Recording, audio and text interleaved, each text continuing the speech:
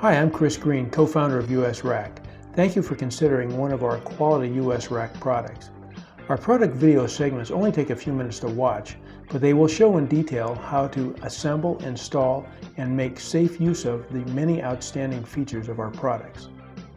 Since its inception in 1999, US Rack has developed and now manufactures the largest variety of distinct truck rack designs anywhere. We also service what we sell, and you can reach us for technical support at 1-888-877-2257. We believe that we have a product that will fit your specific need at an affordable price. Thank you for watching, and now on with the presentation.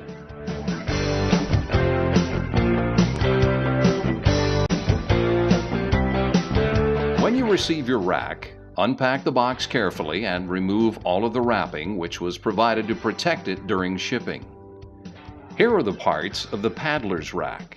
The first thing to do is to lay them out to ensure that everything is there. Check the inventory sheet, which is part of the installation instructions. It has photos that identify the parts. Examine all the parts to ensure that they're in good condition.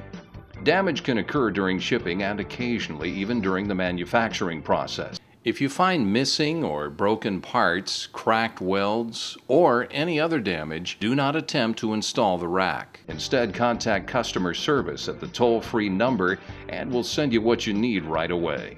Before actually installing on the truck, we need to assemble a few parts. First, pick up and examine one of the 4 legs. In the top of each leg, there should be 2 holes, each containing a special flathead carriage bolt, a metal washer, and nylon locking nut.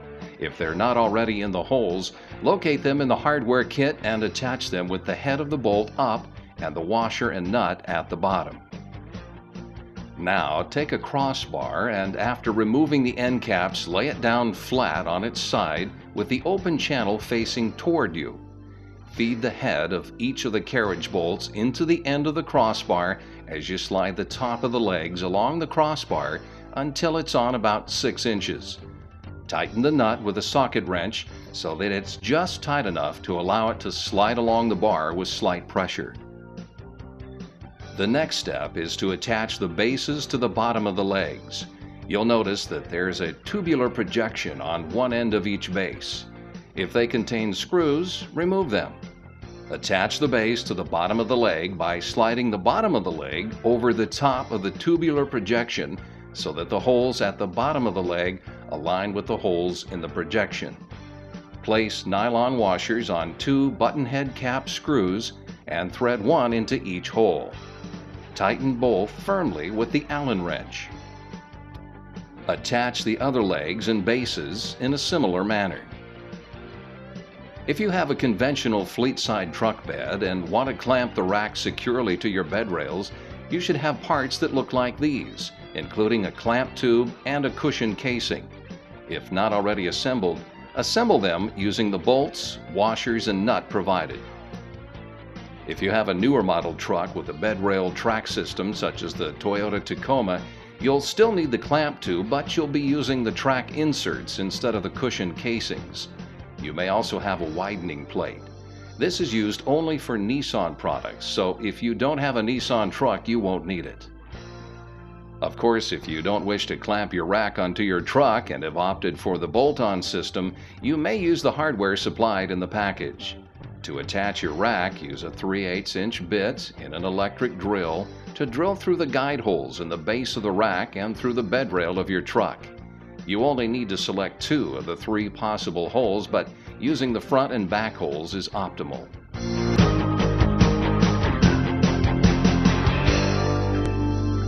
Now, if you have a truck with a track system, the installation is a little different than installation on a fleet-side bed. First of all, you need to lower the tailgate, remove the plastic track end stops, and insert the track inserts into the tracks. Slide them along the bed until they're about 1 foot from each end of the bed. Step up into the bed and place the rack down at the front of the bed so each base rests on top of the bed rail with the edge of the base in contact with the lip of the bed rail. It may be necessary to slide the legs in or out along the crossbar to center the crossbar and properly situate the bases. After inserting the clamp tube, take a 2-inch button head cap screw with a black nylon washer on it and insert it through the hole in the top of the clamp box and thread it into the top of the clamp tube.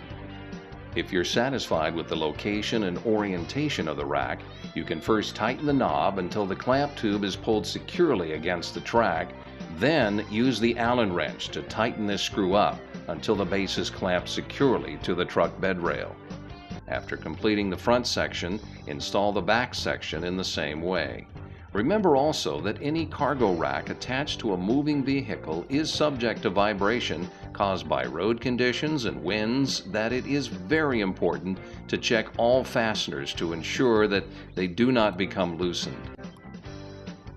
There is one final step with trucks with track systems, and that's to install the truck safety blocks.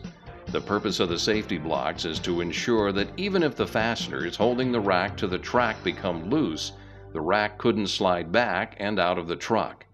To install the safety blocks, first remove the small screw and washer from the block, then slide the block into the channel near the back of the track. Finally, find the small hole on the bottom of the track and insert the screw and thread it up into the hole in the bottom of the track and tighten firmly with a screwdriver.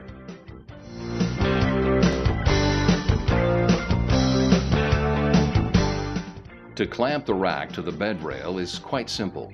Slide the top of the clamp tube, which has a threaded hole in it, up into the bottom of the clamp box. At the same time, guide the rubber cushion up under the lip of the bed rail. Then take a 2-inch button head cap screw with a black nylon washer on it and insert it through the hole in the top of the clamp box and thread it into the top of the clamp tube. If you're satisfied with the location and orientation of the rack, you can use the Allen wrench to tighten this screw up until the base is clamped securely to the truck bed rail. When performing the same steps on the other side, you may notice that the crossbar may try to bow or not sit quite evenly. As you tighten up the clamp on the other side, you may have to further adjust the crossbar in relation to the legs. When you're satisfied, tighten the nylon lock nuts under the crossbar firmly. After completing the front section, install the back section in the same way. Now let's load up your paddler's rack. You can load a kayak or a canoe on your rack just using a foam tube. What I'm using here is foam insulation from Home Depot, which costs about $2. Put one on the front and one on the back and you're set to go. Just slide the kayak up onto the truck and tie it down. Notice that I'm using ratchet straps on the back, and these attach easily into eyes and the gussets on each base. Tie from one base up and completely around the kayak, bring the strap over the other side of the crossbar, and then tie down to the other eye. Now, if you want to go a little more upscale and use a kayak or canoe carrier, you can mount your holder onto the paddler's rack. It also works very well with Malone carriers, including their Sea-Wing. Let's see how easy it is to load a large kayak onto your truck using this system. First, let's mount the Sea-Wings onto the crossbar. Simply loosen the bracket on the bottom of the carrier, put it around the crossbar of the rack, and tighten it up. Allow the tie-down straps to hang down on the sides. Second, lift the front of the canoe up and place it on the back Sea-Wing. Third, lift the back of the kayak and put it forward and up onto both Sea-Wings. Finally, strap the kayak down securely using the straps provided on both carriers. Loading other cargo, such as ladders and lumber, is also easy. After loading your ladders, lumber, or other cargo, ensure that you tie the cargo with ratchet straps, rope, or other secure means. Here are some safety points. Spread the load out over the length of the crossbar. Remember that although the overall rack is rated for up to 300 pounds, each crossbar is only rated for up to 150 pounds of distributed load. No more than 100 pounds should be concentrated on a length of 12 inches or less on either crossbar. In other words, if you have a heavy load, you want to spread it out and avoid placing all the weight in the middle of the crossbar. Another point is that you should tie down the cargo from one side to the other.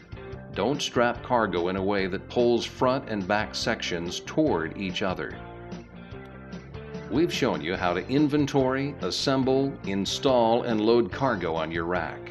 When you have completed using your rack, owners of clamp-on racks are able to take advantage of one of the greatest advantages of this rack, its ability to be quickly and easily removed and stored. To do this, you simply have to reverse the steps we've shown you. After removing the rack, you can disassemble it and store it in the box in a small space, or keep it assembled and store it on the wall of the garage, with the optional wall hangers for the next time you need it. This leaves your truck rack free for many other uses. So long, we wish you a wonderful and safe cargo carrying adventure with the Paddler's Rack.